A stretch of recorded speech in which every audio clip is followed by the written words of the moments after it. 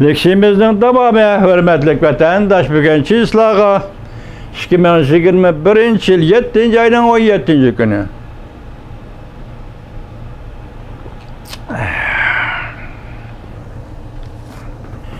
Yuqorqi leksiyaning davomi, hurmatli vatandoshlar.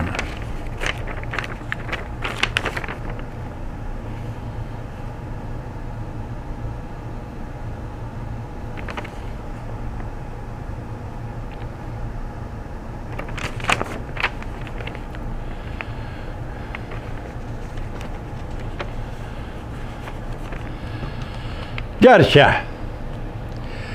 kun sayın örlep kelip atkan xalqaro ayıplaş ve hem de mecburi emgakka seliş, yığıp eliş lagerleri ve azaplaş, cinsi tecavüzçülükten ibaret keng dairlik paketler aldı duruluk. Cungo hükümeti yanala Uyguristan'da, yani Şinjan'da erek yoktuş ve insaniyetke karşı cinayetini devamlaştırıvatıdır. Bu cinayetlerge sel qarğılıp olmaydı. İnkar kılgılıp olmaydı.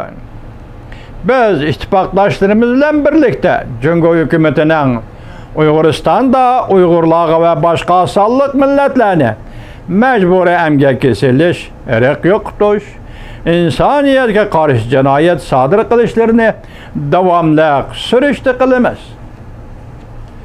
Amerika ve Amerika'nın bütün dünyadaki ittifakdaşları bilen birlikte Cungo hükümetinin cinayet sadır kılışını derhal toxtutup adaletini ziyankeşlikке uçurğuçularga qaytırıp berişige çakırık kılımız.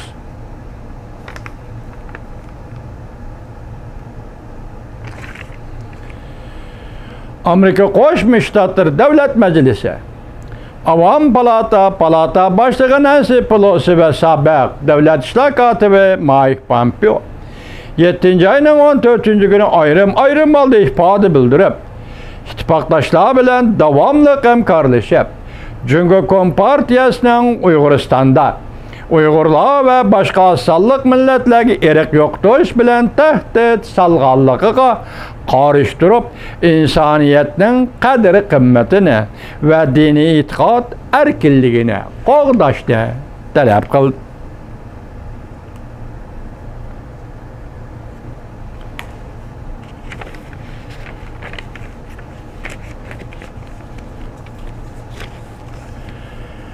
Sabiq Davlat ishlar kotibi Mike Pompeo 7-oyning 14-kuni xalqaro diniy itiqod erkinligi yuqori darajalik yig'iniga qatnashganda ta'kidlab bundoq ko'rsatdi. Xalqaro diniy itiqod erkinligini Amerika Qo'shma Shtatlari tashqi siyosatining voltashidir. Hamda mustabiy tuzumga qarshi turadigan yadroliq omildir. Sabiq Davlat ishlar kotibi Mike Pompeo to'g'ridan to'g'ri Prezident Joe Biden hükümetiga haydakchilik qilib, harakat qo'llanishiga haydakchilik qilib bundoq ko'rsatdi. Irq yo'qotish deb belgilash intayin jiddiy ishdir. Bu ish ko'p uchramaydi. Da'vat qilimiz simvollik ishmo emas.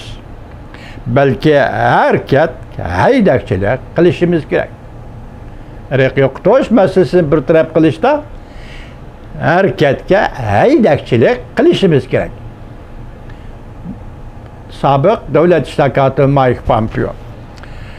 Cumhuriyet Reisi Xi Jinping ogohlantirib chet el kuchlari 1 milliard Cungo xalqining qani va go'shi bilan qo'pirilgan Polat istikam oldida bosh ko'zi yeriladi, qon oqadi degan so'zlarga qarata sabiq Davlat ishlar kotibi Mike Pompeo zarba berib bundoq ko'rsatdi.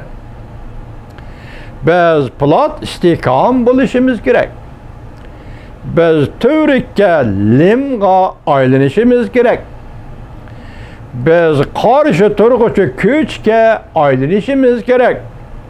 Bizden ancha yiroq bo'lmagan yerda yashayotgan, insoniyatga xos bo'lgan qarindoshlarimizga Jungo Kompartiyasining ziyonkashlik qilishini cheklashimiz kerak.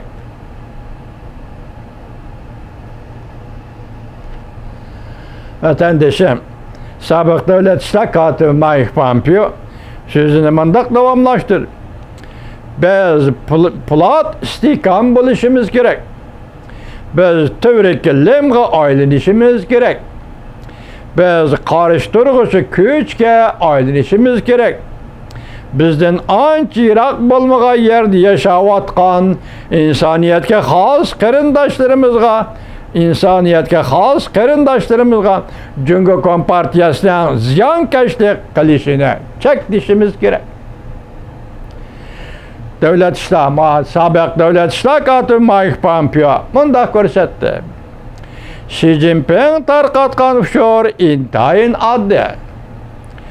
Jungo Kompartiyasi Uyg'urlarni o'z mayliga qo'yib o'tmaydi.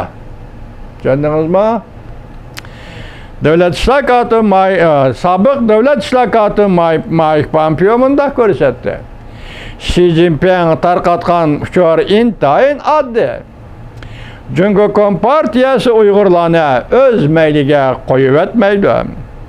Amerika butun dunyo ellari bilan birlashib bu bir maydon ziyonkashlik qilishga qarshi turmoqcha Jungo Kompartiyasi Uyg'urlarni o'z mayliga qo'yib o'tmaydi. Faqat qarshilash emas. Jungo Kompartiyasiga moslashmaymiz. Bu bir maydon tragediyani muvaffaqiyatlik ondan g'albilik oxirlashtiramiz. Sobiq davlat ishlar kotibi Mike Pompeo. Jungo Kompartiyasiga moslashmaymiz.